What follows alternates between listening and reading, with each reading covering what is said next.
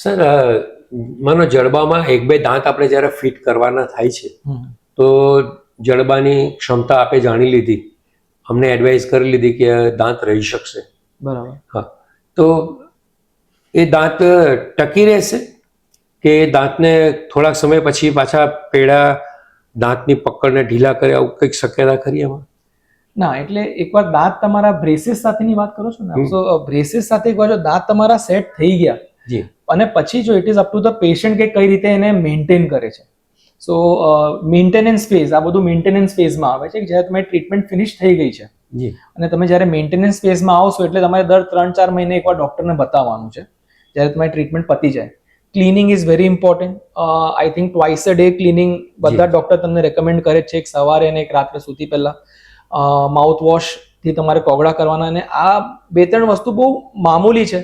તમે જ્યારે જમો એના પછી તમે સરસ કોગળા કરો, આ તમે ખાલી મેન્ટેન કરશો તો આઈ થિંક કોઈના દાંતમાં ક્યારેય કોઈ તકલીફ ના આવી જોઈએ.